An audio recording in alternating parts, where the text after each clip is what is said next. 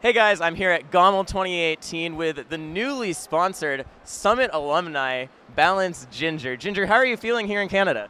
Fantastic. I love Canada. I love Toronto. I have family around here. Got a great night's sleep, so I'm feeling really good.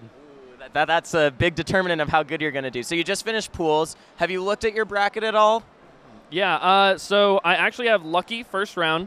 I 2-0'd everybody in my pool, so that was decently easy. But Lucky is going to be a tough one. I played him once before at Smash Valley 7. It was a decently close 3-0. So every match was essentially last stock. We were both playing really well. So I'm looking forward to it. If I beat Lucky, then I have a chance to play Zane, which would be a run back from Summit. You don't actually, because Zane got upset by Hybrid 2-1 in pools. I totally forgot about that. That's actually an insanely good point. So if I beat Lucky, who knows who I play then? You might have a walkover then, sort of. Potentially a walkover into winner's side top 24, which would be really nice. But if I lose to Lucky, which I guess is projected at the moment, I'd be playing Mahi, I'm pretty sure, who's a Marth player, and then I would be playing Amsa, the Sheik player from the Netherlands, who I played at Big House 7 and beat 3-1. Now, some people going into their bracket, they like to not pay attention to it, not map out all the possibilities. It seems pretty clear from what you just said that you know what your bracket's going to be. What's your mentality going into a day of matches and preparing for them? So for me, I like to think of myself as a pretty well-rounded Falco in terms of the matchups that Falco has to play. I really enjoy the floaty matchups and everything like that. So I'm not really caught off guard by like mid-tier matchups like Ice Climbers or Samus or anything like that.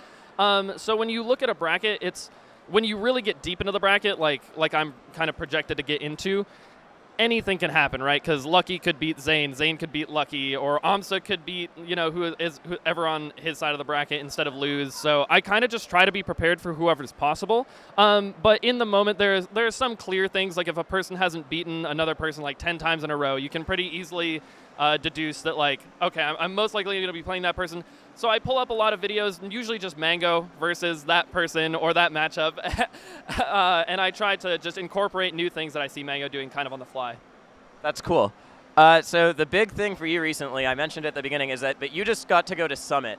And so Pound Underground just happened, and I know a lot of people are like, oh my god, Zane just leveled up so much. He's on another level from everyone else because of Summit. He then lost to Junebug like a week later. But still, do you think that the Summit level up is real for you specifically and also just in general? Yeah, so I've talked about this a little bit a few times. So I think that there is an initial level up that happens from Summit, just like tons of lessons that you learned and things that you were able to implement over the week where I was at Summit. And specifically for me, that's what it feels like. I would say that there's like a 5 to 10% increase in my overall skill.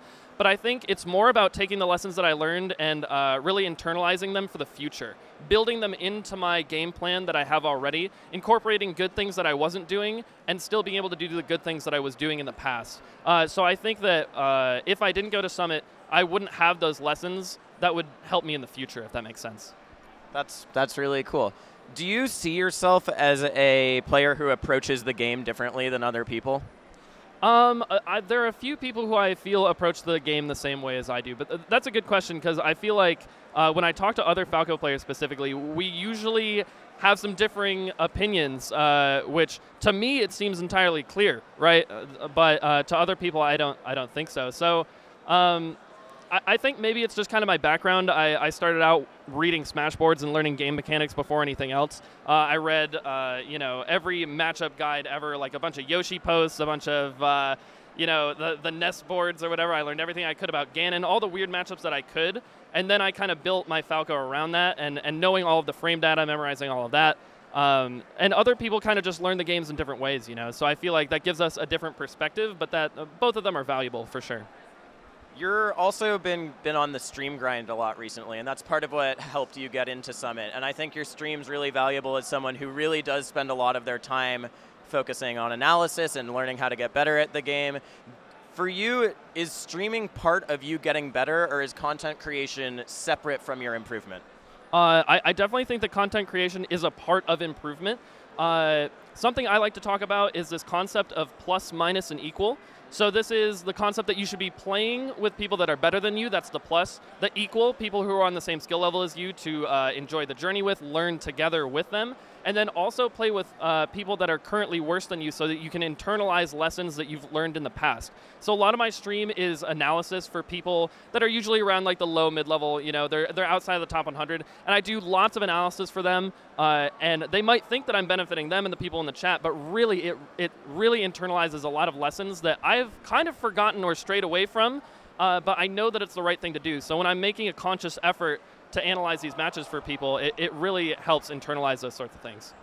You also recently tweeted out that you need a game other than Melee, a multiplayer game to play. So first of all, have you found that game? And secondly, how does that play into mentality too? Because I bring this up all the time, but Mango has said many times before that if he only plays Melee, he plays so much worse and he needs other games to focus on and spend time. Do you feel that way, or what is it that makes you need another game right now?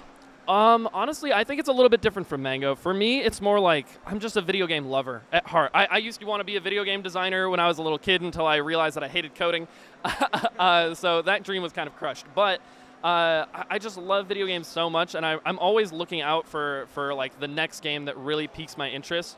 And I'm looking for something to really capture my attention. Just because currently I don't have a job outside of Smash. So all of my time is dedicated to Smash, and sometimes that can just be a little, it feels like a grind occasionally, which I think is what Mango is kind of getting at. But really, I just want to have fun and play with my friends. I think that I could play Melee all day, every day. I don't think I've reached the point of Mango, but he has been playing for probably 5 to 6 more years than I have at this point. Oh, yeah. I've been pushing you out of the camera. That's on. You're fine. You're fine. But yeah, I really just want to play just a hot new game that I really piques my interest. Have you found that game yet? Currently, no, but I'm going to start speedrunning Super Mario Sunshine with KJH. So we're going to have like a little friendly rivalry. And that's not necessarily a multiplayer game, but it is something that you compete with other people. You can grind it and have fun, learn new things. So I think that's going to take my interest for quite a while. Would you put those games on stream too?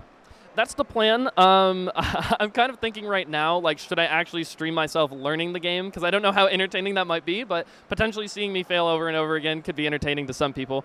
But once I'm able to do runs, then for sure, most definitely. So you are one of the people who has had a really just meteoric rise in the past few years. Ever since you beat Drugged Fox that one time, it seems like you've been on just a huge upward trend. Going forward, who are the players that are on your radar to put in the work to make a sort of similar ascent to what you did? Oh, that's an interesting question.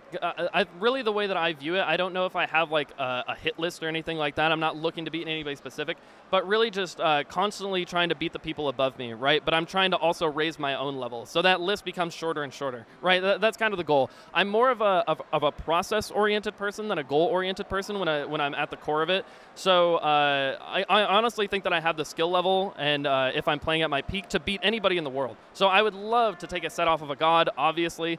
I think it would be fantastic for my career and actually just showcase what I'm able to do, because I really think that I can do it, you know what I mean? Who do you think you would be most excited to see as a more middle level player, someone who is like, if you were to choose someone to go to Summit, not as a contender to win it, but for someone who the experience would really benefit, who would it be? Oh my goodness, this is a great question. I would think that it would have to be a Falco in my opinion. Just because obviously I love Falco. But I think K-Pan could learn so much from playing against high-level people. I feel like Kevin is kind of stuck in Georgia right now, and I think that if he got out of that and really started to play a bunch of different matchups and ask really, because he's such an analytical person, I feel like he could ask really good questions of the top players, and I think that if he just had that experience, he could rise up for sure. When you ask questions to top players at Summit, is that something you actually did a lot, ask questions, have discussions and stuff, or is it more just playing and learning through doing? So for me, it was more learning through doing. I always tell myself that I'm my biggest critic. So I know that top players are going to notice something that I did incorrect, but I'm so critical of my own play that I've most likely already noticed those things myself. And I can sort of self-analyze on the spot. Like if I'm in a 3-man-2, it's so beneficial because I can wait out that last game and then just kind of think about all of the lessons that I learned, why I was getting hit from the last game. It's helpful, too, that I have a good melee memory, too. I can kind of like remember certain interactions that happen and stuff like that. And I also don't really want to bother the top players with like having to teach somebody constantly, especially because we're in that house for a week together, playing 12 hours a day. So yeah, for me, it was less of like asking questions, but more reflection on my own play. You heard it here first. 3-man rotations are actually the best way to learn. Shoutouts to Shine Series and staying in your lane.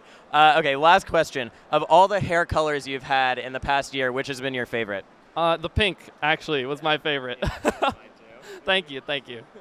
Okay, great. Ginger, thank you so much for the interview. Is there any shout-outs you want to say, any last words of wisdom for the people watching at home before we sign off? Shout outs to Balance, my new sponsor. Couldn't be happier to be on that team. I always shout out my family. Thank you to my father, Doug. Thank you to my sister, Hillary. Thank you to my brother, Cody. You guys are excellent, and thank you for all the support that you've shown me over the years. I'm going to shout out Ginger's roommate's dog. I love that dog so much. Thanks, guys. Here at GOML 2018, I'm Ipengu with Ginger. Stay tuned to the channel for more coverage.